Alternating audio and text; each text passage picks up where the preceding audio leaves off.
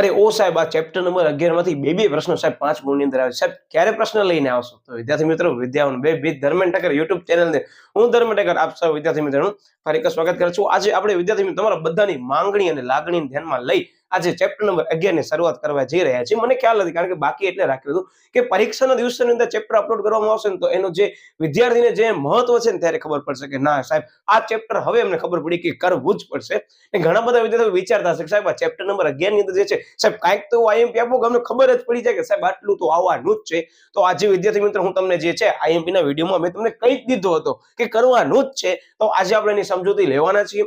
ફરી પાછો કહી દઉં કે આજે જે સમજૂતી હું લેવાનો છું એ બહુ બેસ્ટ ટુ એડવાન્સ જવાનો છું. મતલબ કે હું એક એક શબ્દ એવી રીતે સમજાવવાનો છું કે અત્યારે મારો વિદ્યાર્થી વિડીયો જોઈને કેવો છે ને ચોપડી પણ નથી ઉપાડીને તો પણ મુદ્દો 100% આવડી જશે. એટલે માત્ર તમારે ધ્યાન અહીંયા હોવો જોઈએ. થોડાક સમય માટે કે તમે બધા સાહિત્ય સાઈડમાં મૂકી દો, કારણ કે આપણે ટોપિક જ એવો ભણવાના છે કે તમે સાહિત્ય ઉપાડીને વાંચતા હશો ને તો કન્ફ્યુઝન ક્રિએટ થશે. હા, કારણ કે આ ચેપ્ટર ની અંદર મેં તમને આઈએમપી નો વિડીયો અપલોડ કર્યો ત્યારે પણ કીધું હતું કે ખાસ ધ્યાન રાખજો કે આ ચેપ્ટર ની અંદર છે ને પ્રશ્ન છે ને બહુ મહત્વનો ભાગ ભજવે છે. કારણ કે આ ચેપ્ટરમાં તમને એવું લાગશે સાહેબ શહેરીકરણ અને સ્થળાંતર વચ્ચે શું તફાવત? બોલો. ચાલો સૌથી પહેલો પ્રશ્ન હું તમને પૂછું છું કે કદાચ તમે રિવિઝન માટે કરી વિડીયો જોવા આવ્યા છો ને આ વિડીયો તમે બીજી વખત જોવો છો પરીક્ષાના દિવસે કે પરીક્ષાના 2 દિવસ પહેલા, તો બોલો સ્થળાંતર અને શહેરીકરણ વચ્ચે શું તફાવત છે? તમને એમ કે છે કોઈ એક લાઈન ની અંદર તમે છે તમે તફાવત કહી દો તો આખો ચેપ્ટર તમારો કોન્સેપ્ટ સમજાઈ ગયો એવું માનવામાં આવે છે. તો શું બોલશો?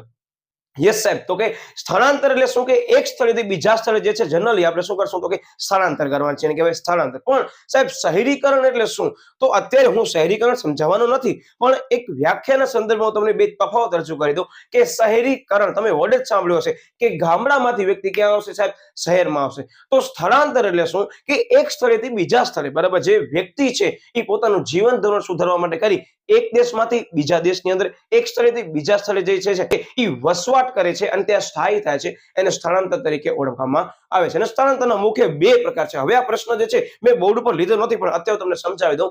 એનામાં 2 પ્રકાર આવે છે.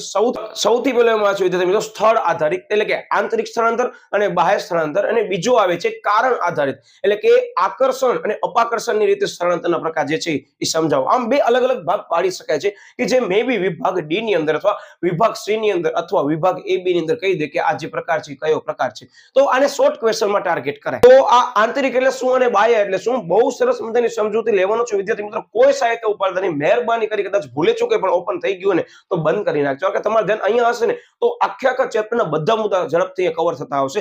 સૌથી પહેલો આંતરિક કે જે વ્યક્તિ છે દેશની સરહદની અંદર એક દેશમાંથી બીજા દેશની અંદર જઈને જે સ્થળાંતર કરે છે એને આપણે કહીશું આંતરિક સ્થળાંતર. જસ્ટ ફોર એક્ઝામ્પલ કે ગુજરાતમાંથી મહારાષ્ટ્રમાં જાવ એ આંતરિક સ્થળાંતર કહેવાય, બરાબર. અને આંતરરાષ્ટ્રીય સ્થળાંતર તો બીજો આંતરરાષ્ટ્રીય સ્થળાંતર એટલે શું કે એક દેશ એટલે કે કન્ટ્રીમાંથી બીજા વિદેશ કે બીજા કન્ટ્રીમાં તમે જે છે જ્યારે સ્થાયી થાવ છો એને કહેવામાં આવે છે કયું તો કે આંતરરાષ્ટ્રીય સ્થળાંતર. મતલબ કે ઇન્ડિયામાંથી તમે યુએસમાં શિફ્ટ થાવ છો, સ્થળાંતર કરો છો વસવાટ માટે કરી અને પોતાના જીવન ધોરણ માટે કરી અને તમે ત્યાં વસો છો, બરાબર, ને તમે ત્યાં જે છે એ કાંઈક પણ આર્થિક પ્રવૃત્તિ કરો છો તો એને શું કહેવામાં આવે છે સાહેબ? આંતરરાષ્ટ્રીય સ્થળાંતર.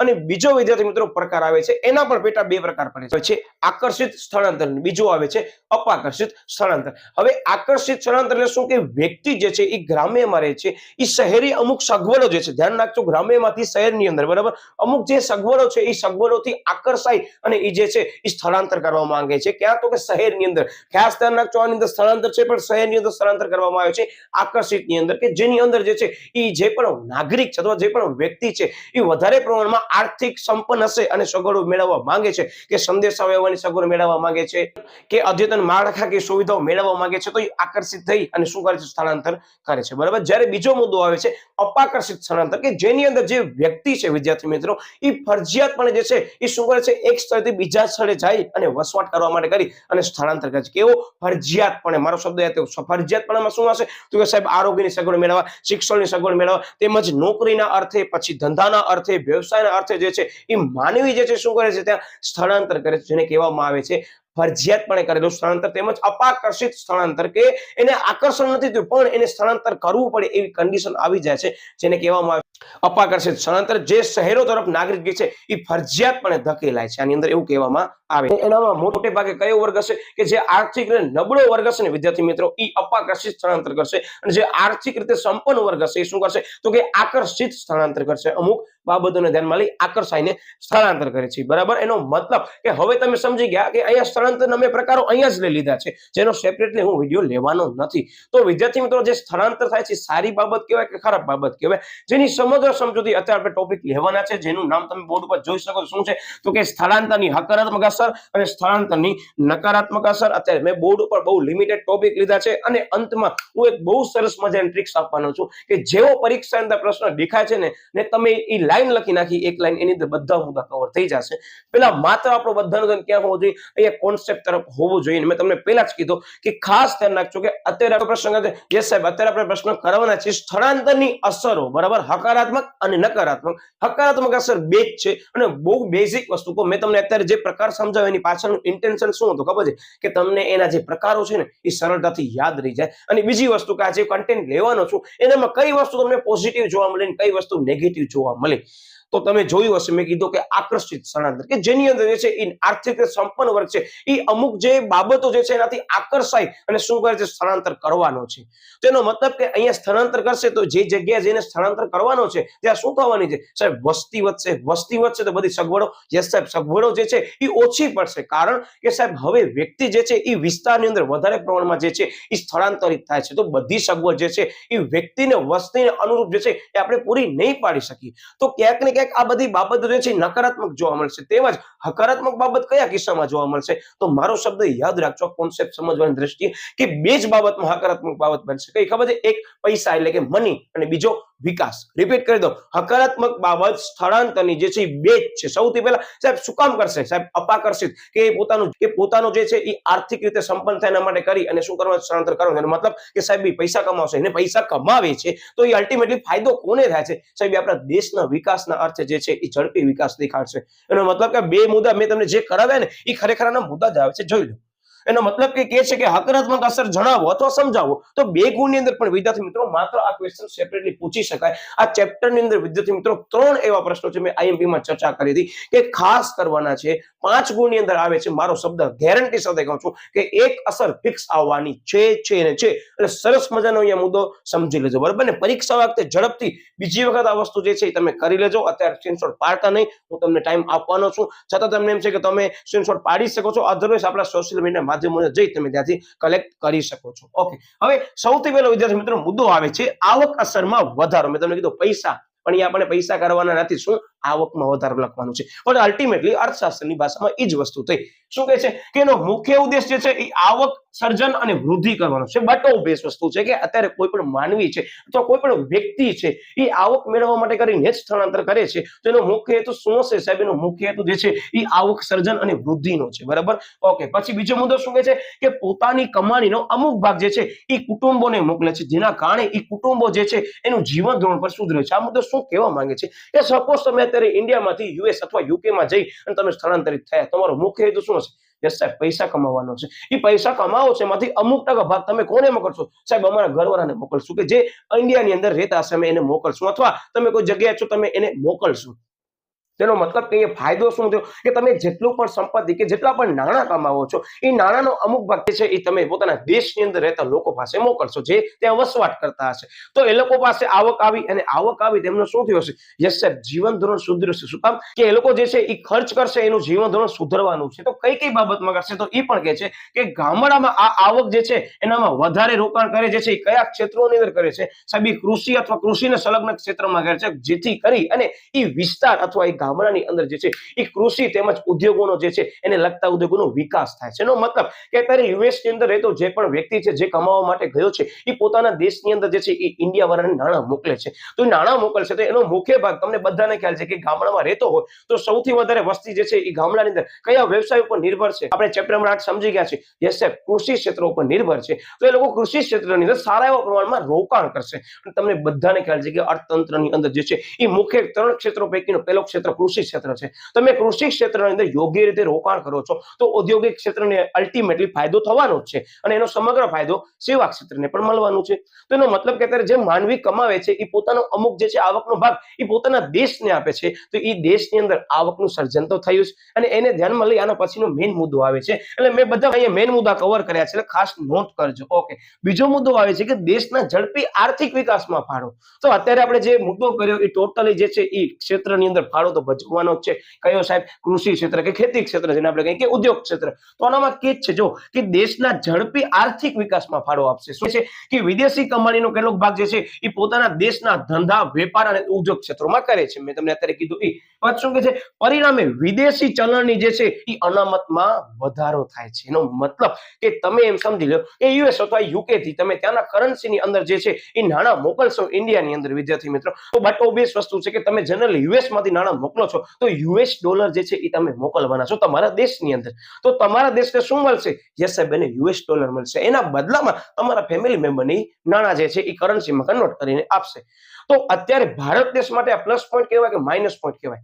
તો તમે એમ કહેશો કે સાહેબ ભારત માટે પ્લસ પોઈન્ટ કહેવાય. શું કામ? કે ભારતને હવે કરન્સી તરીકે ડોલર મળવાનું છે. તો એ ડોલર મળે છે એનો મતલબ તમને બધાને ખ્યાલ છે ને, વિદેશ વેપારની અંદર આપણે સમજી લીધું છે કે વિદેશ વેપારની અંદર આપણે કોઈ પણ આયાત કરવાની છે તો આયાતની ચૂકવણી કમ્પલસરી સર્વ સ્વીકૃત સામાન્ય છે કયું છે? યુએસ ડોલર છે. એની તમને ચૂકવણી કરવી હશે તો તમારા પાસે યુએસ ડોલર હોવા જરૂરી છે. જો તમારા પાસે યુએસ ડોલર હશે તો તમે શું કરી શકશો એની ચૂકવણી? તો કે ડોલરની અંદર કરી શકશો. તો વિદ્યાર્થી મિત્રો ડોલર આવશે ક્યાંથી? તો અહીંયાથી પણ આવી શકે છે. અને બીજો તમે નિકાસ દ્વારા પણ મેળવી શકો છો. એટલે જો એના પછીનો મુદ્દો કે છે કે આર્થિક વિકાસ જે છે ઝડપી થવાનો છે. કારણ? યસ સાહેબ, કારણ કે અમે આગળના ચેપ્ટરમાં હુંડિયામણ દર ભણી આવ્યા છીએ. કારણ કે આપણા દેશને વિદ્યાર્થી મિત્રો હવે એ આયાતની ચૂકવણી કરવા માટે કરી અને સાહેબ ડોલર નહીં લેવા પડે, રૂપિયા ચૂકવીને. એનો મતલબ કે આપણે રૂપિયા ચૂકવશો નહીં, એના બદલે જે છે આપણા પાસે પડેલો જે પણ ડોલર હશે, જે આવી રીતે મળ્યું હશે આ કોન્સેપ્ટના સંદર્ભમાં, એનો આપણે ઉપયોગ આયાતની ચૂકવણીમાં કરશું. તો નાણાંનું મૂલ્ય જે છે અહીંયા ઘટશે નહીં, એવું આ મુદ્દાના સંદર્ભમાં ટોટલી કહેવા માંગે છે. એનો મતલબ કે ચેપ્ટર નંબર 9 નો જ અહીંયા થોડો ઘણો રિવિઝન તમને લાગશે. ઓકે, પછી શું કહે છે કે આપણા દેશના લોકો વિદેશમાં જે છે અભ્યાસ કરી અને ઉચ્ચતમ જે છે કૌશલ્ય મેળવી અને ઘણા ક્ષેત્રોમાં આપણા દેશને લાભ અપાવે છે. જેમ કે એક્ઝામ્પલ તરીકે ટેકનોલોજીકલ સેક્ટર જે છે કે ટેકનિકલ સેક્ટર છે એ વિદેશમાં રહેવા જાય છે અથવા વિદેશમાં અભ્યાસ કરવા જાય છે. તો અભ્યાસ હેતુસર જે પણ વ્યક્તિ વિદેશમાં જાય છે તો ત્યાંથી સરસ મજાના જે છે કૌશલ્ય જે છે કે સ્કિલ જે છે શીખી અને આપણા દેશમાં આવે છે તો એનો ફાયદો આપણા દેશને પણ મળે છે અને અલ્ટિમેટલી આપણા દેશના જે છે એ વિકાસમાં એ ફાળો આપે છે. તો આ હતી વિદ્યાર્થી મિત્રો બે હકારાત્મક અસર. હું તમને ફરી કહી દઉં કે આની અંદર મેં બધા ટોટલી જે મેઇન કીવર્ડ છે કે જે ખરેખર પેપરની અંદર તમે સમજાવશો વિસ્તૃત રીતે આ મુદ્દાને તો બહુ સરસ મજાનો કોન્સેપ્ટ તમારો ત્યાં બનવાનો છે પેપરની અંદર. જનરલી તમને કીધું કે 5 ગુણની અંદર ઉલ્લેખ નથી. હકારાત્મક અસર આપો, નકારાત્મક અસર આપો, તો મારો શબ્દ યાદ રાખજો. યસ, તો કે આપણને 5 ગુણને ધ્યાનમાં લઈ સરસ મજાની જે છે એ અસરો બધી આપી દેવાની છે. આટલી બધી અસર છે પણ નહીં, પણ તમને એમ જ કહે છે 5 અસર સમજાવો. હવે 5 અસર સમજાવો એવું કહે છે, મતલબ બટો બે જ વસ્તુ છે. શું કહેવા માંગે છે કે હકારાત્મક 2 અસર અને બાકી જે છે 3 અસર નકારાત્મક સમજાવો. તો ત્યારે બહુ સરસ મજાની વિસ્તૃત સમજૂતી આપવાની રહેશે. મેં જ્યાં પણ તમને અંડરલાઈન કરીને આપી છે શક્ય હોય ત્યાં સુધી તમે કરજો, તમને ફાયદાકારક રહેશે. એવી બધી અંડરલાઈન મેં તમને અહીંયા કરાવી છે કે 1 માર્કની અંદર પણ આવે છે તમને વાંધો આવશે નહીં. તો વિદ્યાર્થી મિત્રો હવે હકારાત્મક અસર આપણે બે અહીંયા સરસ મજાની સમજી લીધી છે અને હવે કરવાના છીએ નકારાત્મક અસર. પણ એની પહેલા તમે ગોખો એની પહેલા હું તમને પ્રશ્ન પૂછું છું કે આપણે અત્યારે 2 પ્રકાર કર્યા, બરાબર? પેટા પ્રકાર એના પછીના 2 કર્યા, એટલે ટોટલ 4 વસ્તુ સમજી. તેમાં તમને જાણવા મળ્યું હશે કે અમુક લોકો ફરજિયાતપણે આવે છે, અમુક લોકો ના સાહેબ ફરજિયાતપણે નથી આવતા. તો આપણે જ્યાં વસવાટ કરવા જવાના છીએ ત્યાં સ્થળાંતર થવાના કારણે અસર થશે કે નહીં થાય? આ સાહેબ નકારાત્મક અસર થવાની જ છે. સૌથી પહેલા બહુ સરસ મજાનો કોન્સેપ્ટ હું તમને સમજાવું છું કે જે પ્રેક્ટિકલ છે કે છે કે સામાજિક દૂષણો થશે. સામાજિક દૂષણ મતલબ શું? કે સમાજની અંદર તમે નુકસાન પહોંચાડશો. એટલે તમે મતલબ કે જે સ્થળાંતર કરે છે એ વ્યક્તિ, તો એ સમાજને કઈ રીતે નુકસાન પહોંચાડશે? તમને પ્રશ્ન થવું જોઈએ કે સાહેબ એ શેના માટે સ્થળાંતર કરે છે? સાહેબ એ કમાવા માટે કરે છે અથવા આકર્ષિત સ્થળાંતર કરે છે? પણ આપણે એ કોન્સેપ્ટ શું લેવા? ના સાહેબ, એ અપાકર્ષિત સ્થળાંતર કરે છે કે નોકરીને ધંધો મેળવવા માટે કરી અને એક જગ્યાએથી બીજા સ્થળે સ્થળાંતર કરે છે, પણ સાહેબ એને નોકરી મળતી નથી. તો એ સમાજને કઈ રીતે દૂષણ ફેલાવી શકે? સાહેબ એ નોકરી નહીં મળે તોય પણ સાહેબ ખાવા માટે કરી અને કાંઈક પણ કરી અને આર્થિક ઉપાર્જન માટે કરી સાહેબ કાંઈક કરવું પડશે. તો છેલ્લે શું કરશે? હા સાહેબ, અમે ઘણી બધી જગ્યાએ જતા હોય ત્યારે જોયું હશે કે ત્યાં ચોરી લૂંટફાટ થવાનું પ્રમાણ વધી જાય. શું કામ? કે એ લોકો જે પર્પસ છે, પર્પસથી જે લોકો સ્થળાંતર કરે છે, પર્પસ એનો ફૂલફિલ નહીં થાય, મતલબ એનો પૂર્ણ નહીં થાય વિદ્યાર્થી મિત્રો, તો એ લોકો ખોટા માર્ગે દોરવાશે, અને ખોટા માર્ગે દોરવાશે એની અસર જે છે એ સામાજિક રીતે દૂષણ જ કહેવાય. બરાબર. બીજો મુદ્દો આવે છે કે અનિયંત્રિત શહેરીકરણ, કે તમે નોટ કર્યું હશે કે કોઈ એક વ્યક્તિ જે છે એ બીજા શહેરમાં કે બીજા કન્ટ્રીની અંદર જઈને કોઈ પણ જગ્યાએ જે છે સ્થળાંતરિત થાય છે અને એ સારું એવું કમાણી કરશે, તો એને જોઈને શું કરશે? યસ સાહેબ, બાકીના બધા લોકો આજુબાજુનો વિચાર કરશે કે સાહેબ હું પણ ચાલ્યો જાઉં તો.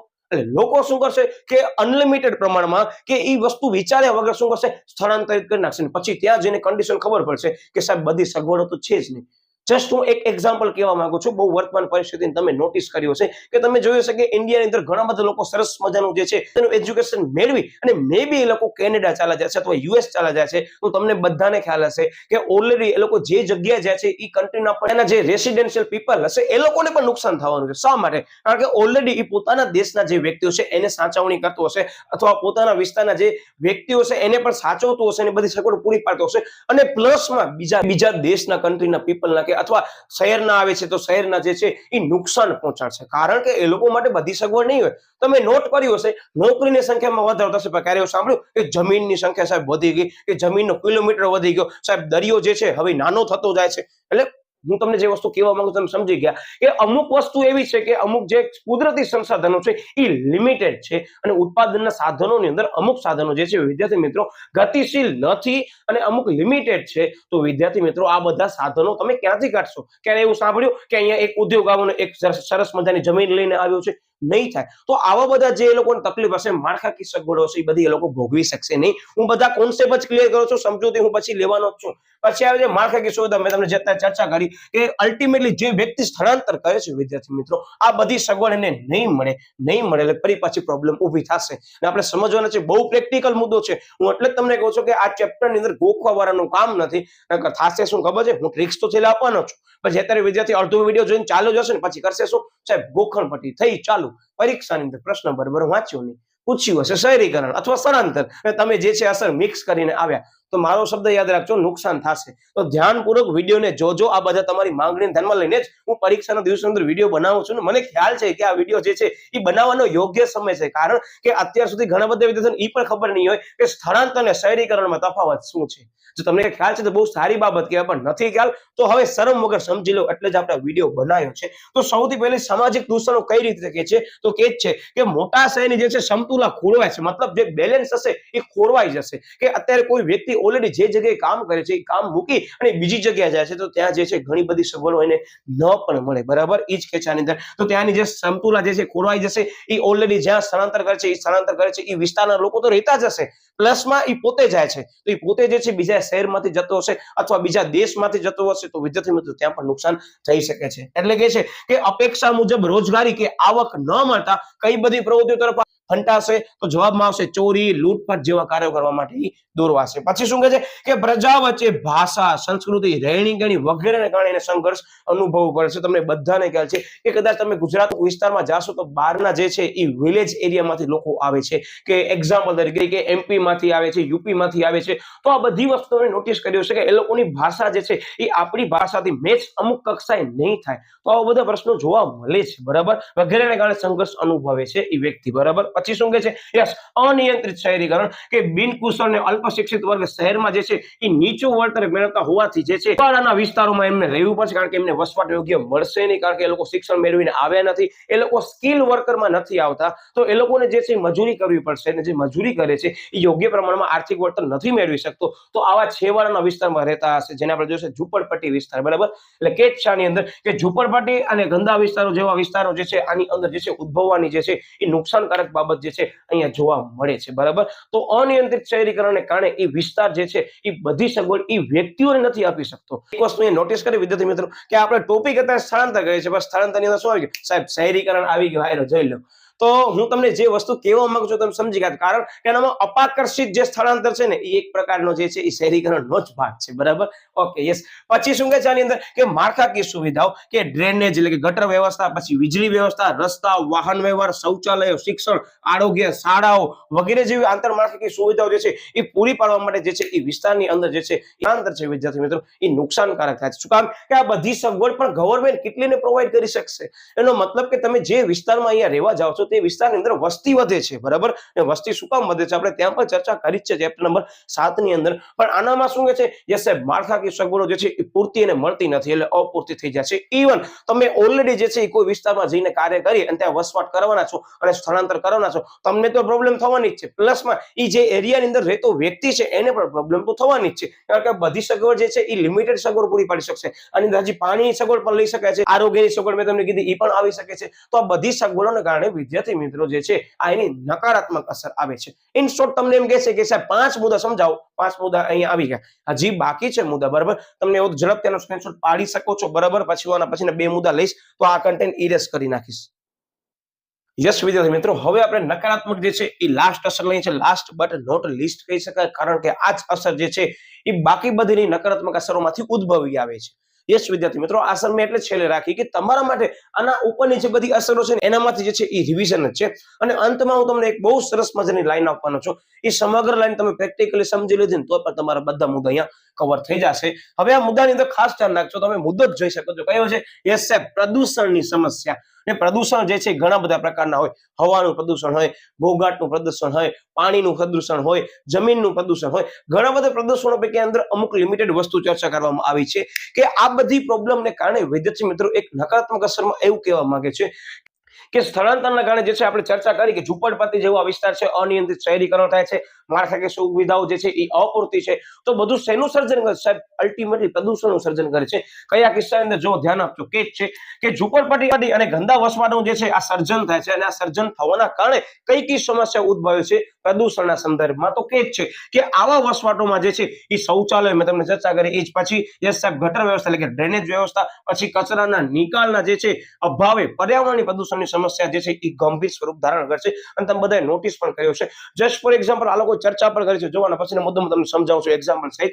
કે ઉદાહરણ તરીકે જે છે આમાં કે છે કે અમદાવાદ, દિલ્હી અને મુંબઈ જેવા વિસ્તારોની અંદર જે છે વિદ્યાર્થી મિત્રો ઘણા બધા લોકો જે છે એ સ્થળાંતરિત થવાના કારણે ત્યાં ઘણી બધી સમસ્યાઓ જોવા મળે છે.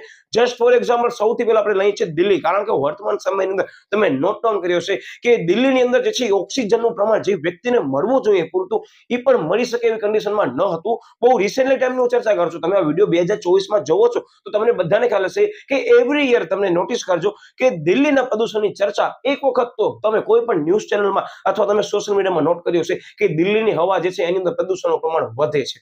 તો મતલબ તમે સમજી શકતા હશો કે પ્રદૂષણનું પ્રમાણ જે છે મુખ્ય કારણ શું છે?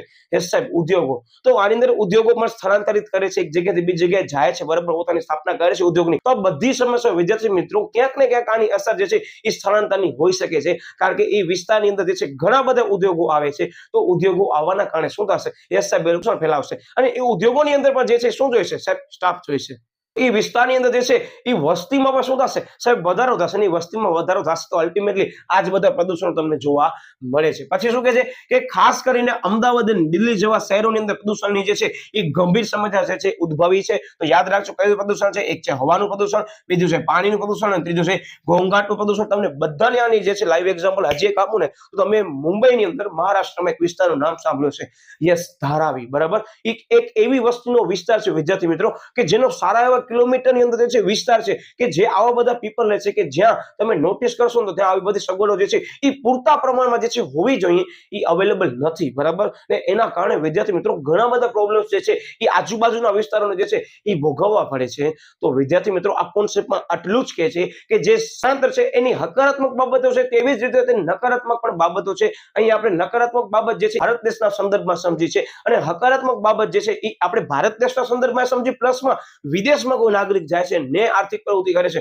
તો ભારત દેશને આવક મળે છે. આ બે સંદર્ભની અંદર આપણે આ સમગ્ર ક્વેશ્ચન લીધું છે. હું ફરી પાછું દરેક વિદ્યાર્થીને ખાસ એક જાણકારી આપી દઉં કે આ પ્રશ્નમાંથી સેપરેટલી મુદ્દા પણ આવે છે. માત્ર નકારાત્મક અસર પૂછાશે તો 5 ગુણની અંદર આવી શકે છે. તમને કહી દઉં શું કામ કે આની અંદર એમ પૂછશે કે સ્થળાંતરનો અર્થ આપી તેના પ્રકારો જણાવી તેની નકારાત્મક અસરો અંગે ચર્ચા કરો. શું થયું? ખબર પડી ગઈ? બે પ્રશ્ન ભેગા આવી ગયા, અથવા એમ જ કહેશે સ્થળાંતરનો અર્થ આપી તેની નકારાત્મક અસર અંગે સમજૂતી આપો, સ્થળાંતરનો અર્થ આપી તેની અસરો અંગે સમજૂતી આપો વિસ્તૃત, બરાબર. તો આમ પ્રશ્નો આવી શકે છે. અને મારો શબ્દ યાદ રાખજો વિદ્યાર્થી મિત્રો કે ગમે એટલો માર્કનો પ્રશ્ન પૂછાય, પ્રશ્ન 2 વાર વાંચજો. મારા દરેક વિડીયોની અંદર હું ગમે તે થિયરી વિશે કરાવતો ને ત્યારે હું આ 3 શબ્દ ફરીથી રિપીટ કરી દઉં છું કે પેપર ગમે તેવું હોય શાંતિથી વાંચવાનો, પ્રશ્ન 2 વાર વાંચવાનો, એનો અર્થઘટન કરવાનો, એને સિમિલર લગતા પ્રશ્નો પણ હોય છે, એવા જ પ્રશ્નો ઘણી વખત આવે છે પરીક્ષાની અંદર. તો ખાસ આ ચેપ્ટરની અંદર જે છે બધાને બધું આવડે છે, તમને પણ ખ્યાલ છે, મને પણ ખ્યાલ છે, પણ વિદ્યાર્થી ક્યાં કન્ફ્યુઝન ક્રિએટ કરે છે, યસ સાહેબ એ વિદ્યાર્થી છે ને પ્રશ્ન સમજતો જ નથી, કર્યું હોય કાંઈક અને લખ્યું હોય છે કાંઈક ને પછી બ્લેમ એમ કરે કે પેપર ચેક કરવાના માર્ક્સ નથી આપતા. તો ભૂલ આપણી જ હોય ને, તો પેપર ચેક કરવાનો એમાં કાંઈ નહીં કરી શકે. મારો શબ્દ ખાસ ધ્યાન રાખજો. એટલે જ હું દરેક વિદ્યાર્થીને એમ જ કહેવા માંગુ છું, અહીંયા જે વિડીયો જોવે છે મારા માટે દરેક વિદ્યાર્થી એક સરખા જ છે, જે બેસ્ટ ટુ એડવાન્સ જ હશે કે એવા પણ વિદ્યાર્થીઓ છે કે જે લોકોને 60 માર્ક્સ આવતા હશે, એવા પણ વિદ્યાર્થીઓ છે કે જે લોકોને 98 99 માર્ક્સ આવે છે. બસ આ દરેકને સૂચના હું આપું છું. હવે તમે એનો ઝડપથી સ્ક્રીનશોટ લઈ લો, પછી હું એક સરસ મજાની ટ્રિક્સ આપવાનો છું, બરાબર. કારણ કે આની અંદર બધી નકારાત્મક અસર આવી જાય છે, તો તમે ઝડપથી ટિક કરી શકો છો, બરાબર. અહીંયાથી ચાલુ થાય છે અને અહીંયા પૂર્ણ થાય છે, 4 અસર છે.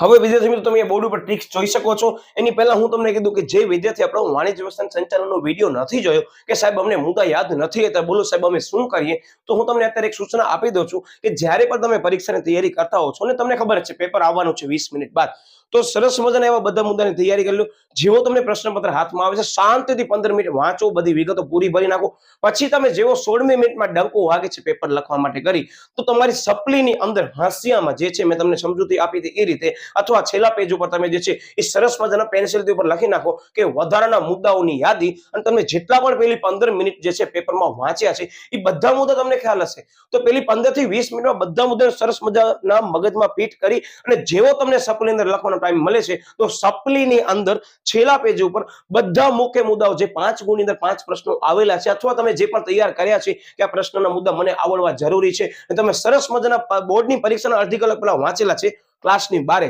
અથવા તો શાળાની બારે, અને તમે જેવા એન્ટર થાવ છો પેપર સહેલું જશે, જેવો પેપરમાં દેખાય છે યસ બારે જ વાંચ્યા છે 6 પ્રશ્નો, ઝડપથી જે છે તમને જેવા 6 પ્રશ્નો લાગે છે અથવા 5 પ્રશ્નો, એનો ઝડપથી 5 થી 7 મિનિટની અંદર માત્ર કીવર્ડ્સ મેં તમને આવા બધા સરસ મજાના આપ્યા છે એને ધ્યાનમાં લઈ સરસથી કીવર્ડ્સ પહેલી 17 મિનિટની અંદર લખી નાખો. તમારો 17 થી 18 મિનિટની અંદર સમગ્ર પેપર પૂરો. શું વાત કરો છો સાહેબ, 17 મિનિટમાં પેપર પૂરો? પ્રશ્નપત્ર પૂરું થઈ ગયું, કારણ કે હવે તમને કરવાનો શું છે સાહેબ, અમને જવાબ લખવાના છે, અને જવાબના મુખ્ય મુદ્દા તમારા પાસે જે 5 પ્રશ્નો અથવા તમે જે 7 પ્રશ્નો તૈયાર કરીને ગયા હતા કે ના મને આના મુદ્દા ગમે તે થાય 5 માર્કના ચેપ્ટરના આવે છે, મને યાદ રાખવાના છે, તો તમે લખી નાખ્યા. પછી છેલ્લે પરીક્ષા પૂર્ણ થાય પછી એને ઇરેઝ કરી નાખો, બરાબર, અથવા તો પેજ ઉપર ચોકડો મારી દો કે જેથી કરી ચેકિંગમાં ધ્યાનમાં લેવામાં આવે નહીં. પણ તમારા સપ્લીની અંદર લખજો, મારો શબ્દ ખાસ ધ્યાન રાખજો, કારણ કે તમે 17 થી 18 મિનિટ તમે આ સરસ મજાનો જે છે એ વ્યવસ્થિત તમે બધા મુદ્દા લખી નાખ્યા, પછી હું ગેરંટી સાથે કહું કે છેલ્લી અડધી કલાકમાં પણ તમે પેપર લખતા હશો ને તો તમારો 5 ગુણના પ્રશ્નનો જે મુદ્દો છે ને એ તમારા પાસે લખેલો હશે. મેં ઘણી બધી જગ્યાએ નોટ કર્યું છે કે છેલ્લી 15 થી 17 મિનિટ વિદ્યાર્થીઓ ઘડિયાળ જોવાના કારણે જે છે અમુક મુદ્દા ઝડપથી લખવા માંડી જાય, અને ઝડપથી લખવાના કારણે એ લોકો જે છે એ ભૂલવાની સંભાવના છેલ્લી 20-25 મિનિટ કે અડધી કલાકમાં વધારે રહે છે. એટલે જ હું મારા દરેક વિદ્યાર્થીને આજની તારીખમાં કહું છું કે જ્યારે હું ભણાવતો હોઉં અથવા છેલ્લા ટાઈમે અમને એક સરસ મજાની ગાઈડલાઈન આપતો હોઉં તેનામાં હું આ ગાઈડલાઈન આપું છું, જે તમે અત્યારે યુટ્યુબના વિદ્યાર્થી જો તમે અત્યારે મેળવી લો કે તમને પરીક્ષાની અંદર આમ તૈયારી કરી શકો છો, અને કદાચ હજી પણ તમારા પાસે સમય છે અને તમે કોઈ શાળાકીય કક્ષાએ પરીક્ષા દેવા જાઓ છો તો ખાસ ધ્યાન રાખજો ત્યાં તમને વાંચન માટે સમય નથી મળતો, તો આવી બધી એનો ઉપયોગ ન કરજો, કારણ કે બોર્ડની અંદર તમને 15 મિનિટ વાંચવા માટે મળે છે, તો આમ ઉપયોગ કરી શકાય છે. પણ મારો શબ્દ યાદ રાખજો કે આની અંદર હું ચેતવણી પણ એ જ આપું છું દરેક વિદ્યાર્થીને કે જેમ આ ટિપ્સ છે ને એ પણ તમારા માટે નુકસાનકારક થઈ શકે છે. જો તમે 17 મિનિટથી વધારે આ વસ્તુમાં ફાળવો છો ને તો તમારા પેપરની અંદર ટાઈમ મેનેજમેન્ટ તમને જાળવવું પડશે કે 30 ગુણના હેતુલક્ષી પ્રશ્નો કદાચ તમે 12 થી 13 મિનિટમાં કમ્પ્લીટ કરી લ્યો છો તો તમે ટાઈમ જાળવી લીધું કહેવાય આ 15 મિનિટનો. તો ખાસ ધ્યાન રાખજો, આવી રીતે આયોજન બનાવજો. તો વિદ્યાર્થી મિત્રો ઝડપથી લઈ લઈએ છીએ. આની અંદર જે ગ્રીન ડોટ્સ કર્યા છે તમારા મુખ્ય મુદ્દા છે, જઈને પરીક્ષામાં લખી નાખવાના, તમને ખબર જ છે પૂછવાનો છે તો લખી નાખો. છેલ્લા પેજ ઉપર સપ્લીની અંદર શું કહે છે કે સામાજિક રીતે અનિયંત્રિત શહેરીકરણ થવાથી માળખાકીય સુવિધાઓ અપૂરતી થાય છે, જેના કારણે કે પ્રદૂષણની સમસ્યા ઉદ્ભવે છે. હવે આ જે ડોટ્સ કર્યા છે એ મેઇન મુદ્દા છે, બાકી આ બધા એક્સ્ટ્રા વર્ડ્સ છે પરીક્ષાની અંદર જે છે આ તમને લખવાની જરૂર રહેતી નથી, કારણ કે તમને જે છે તમે નોટ કર્યો છે કે એક લાઈનની અંદર બધા મુદ્દા નકારાત્મક અસર કોની આવી ગઈ સાહેબ, સ્થળાંતરની આવી. હવે પ્રશ્ન યાદ છે, તમે બોલો, હવે અમે સીધો જવાબ આપી દેશું. બસ આવું કોન્ફિડન્સ પરીક્ષામાં રાખવાનું છે. બાકી હકારાત્મક અસર મેં તમને કીધી સાવ ઈઝી છે. તો સરસ મજાનો આપણે આ ટોપિક લીધો છે. ફરી પાછો વિદ્યાર્થી મિત્રો આપણે મળીએ એની પહેલા હું તમને કહી દઉં કે અત્યારે તમે જે પણ પ્લાનિંગ કર્યું છે થોડુંક વ્યવસ્થિત કરજો. કદાચ તમે વિડીયો નથી જોયો તો એકવાર ખાસ વિડીયો જોઈ લેજો. જેમ તમે મને કીધું સાહેબ હવે મેં તૈયારી કેમ કરી કે જેથી સારા ગુણને A1 ગ્રેડ પ્રાપ્ત કરી શકે, તો એના માટે મેં વાણિજ્ય સંચાલનનો વિડીયો મૂકી દીધો છે, અર્થશાસ્ત્રનો પણ મૂકી દીધો છે. સમયને ધ્યાનમાં લઈ ફરી પાછા બધા વિષયના આવી જવાના છે, પણ થોડોક ધીરજ રાખજો, બધી વસ્તુ સમય ઉપર થશે. તો આઈ હોપ તમને જે બધાને સમસ્યા હતી કે સાહેબ આ ચેપ્ટર કેમ કરીએ હવે તમને સરળતાથી સમજાઈ ગયો હશે. તો સરસ મજાનો સૌથી પહેલા વિડીયોને લાઈક કરી દો, ચેનલને હજી પણ સબસ્ક્રાઇબ ન કરે ચેનલને ખાસ સબસ્ક્રાઇબ કરી દો, તેમજ બાજુમાં જો બેલ આઇકન દેખાય ઝડપથી જઈ ત્યાં પ્રેસ કરના કારણ કે ફરી પાછો નવો વિડીયો આવવાનો છે. અને કદાચ તમે આપણી ચેનલની અંદર જોડાવાનું ભૂલાઈ ગયું હોય તો ખાસ સોશિયલ મીડિયા ચેનલોમાં જોડાઈ જજો. મળ્યા વળી પાછો નવા ટોપિક સાથે, ત્યાં સુધી બાય બાય.